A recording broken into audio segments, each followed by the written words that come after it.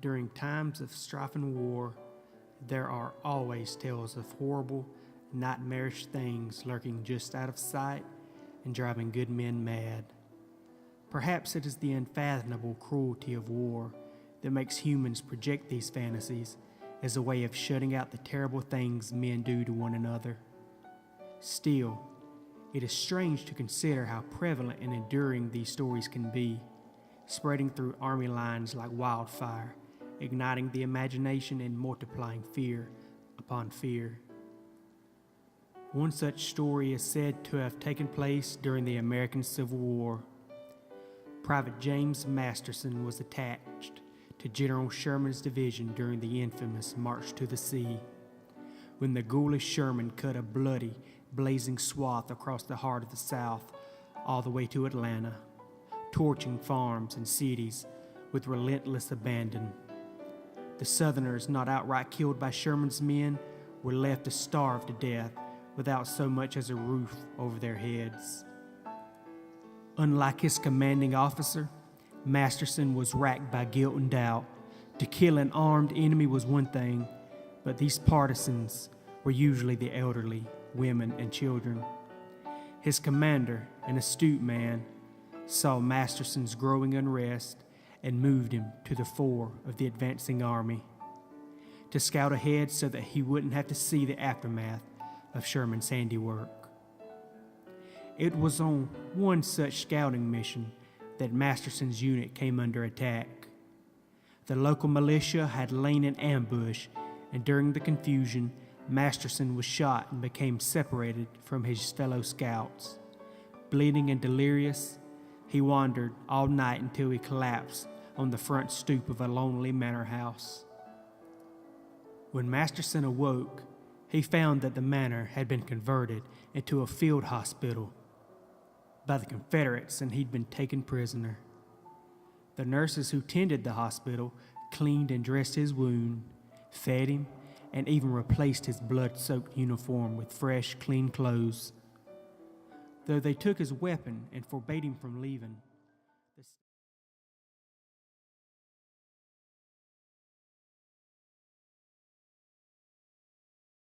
wandering so far with such a wound as he'd suffered. At last, it seemed, Private Masterson was found a pocket of sanity amid an inferno of chaos, and he resolved to weather the rest of the war in the isolated manner. But, for some unidentifiable reason, sleep would not come. Paranoia, guilt, or maybe just fear, he tried to reason. But as the pre-dawn hours grew darker, he began to hear strange sounds echoing down the hospital's long, narrow halls. The sounds seemed to change gradually, sometimes weeping, sometimes imploring. It was all he could to shut them from his mind. He lay awake, clenching his eyes shut, until he heard his father's voice, then his wife's.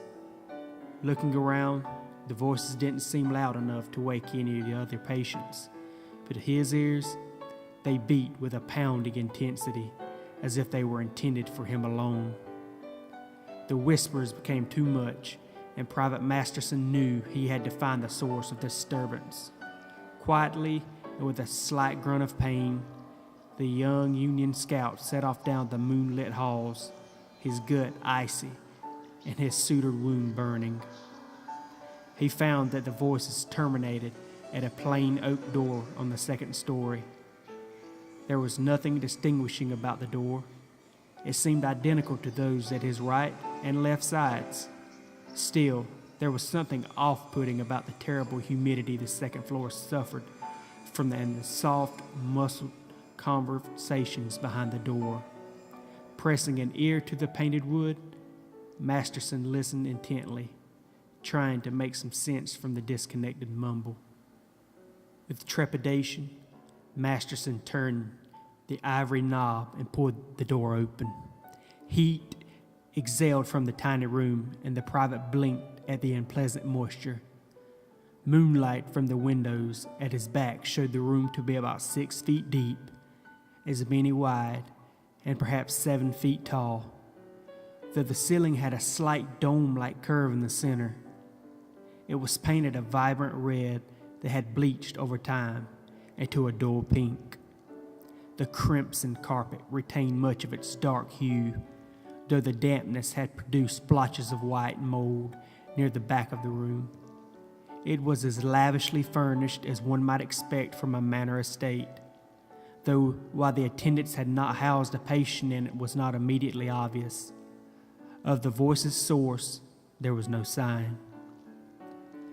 Private Masterson was a God-fearing man, but he'd seen too much of war and murder to not have developed a superstitious nature. Rumors of a southern hauntings were regular fare around campfires, and his feelings of namelessness, dread, had only mounted since opening the door. With slow, deliberate steps, Masterson began to back out of the room. He felt lightheaded, and the temperature around him seemed to spike.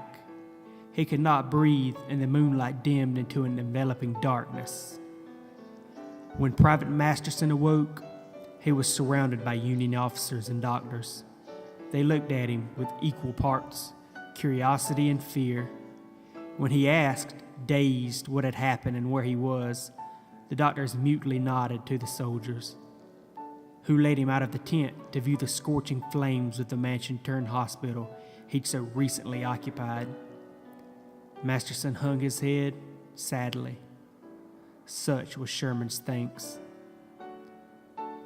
Masterson was led back to the tent where his commanding officer, slowly and carefully, probed the private's recent memories. At the end, he shook his head and tried to explain.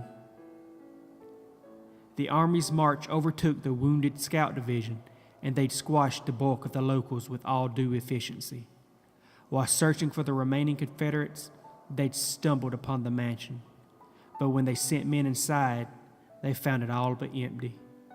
The cots and medical instruments told them what it had been used for, but there was little trace of the nurses or patients until they'd reached the second floor. There, working with grim, single-minded determination, they'd found Masterson, moving corpses from a wheeled bed and stacking them in a small red room like so much timber. He'd been unresponsive to direct orders, and it wasn't until he'd unloaded the last body that he even glanced up at the Union soldiers who'd stared horrified at him. Despite their guns, Masterson, they said, slammed the door to the red room, closed and sprang at his fellow Union boys with surprising speed. One man got a lucky shot off and grazed Masterson's skull, knocking him unconscious. The private listened to the tale with an expression of disbelief and terror. He asked, with a dry voice, who'd given the order to burn down the mansion. His commanding officer bit down on his thick cigar and puffed biggest clouds of smoke, troubled. He locked Masterson with slate-colored eyes and cleared his throat. He had given the order, he explained. He mopped his brow. When the soldiers, he said, had opened the door to the red room, there was no trace of the bodies that had been stacked in it. Just a hot, moist exhalation.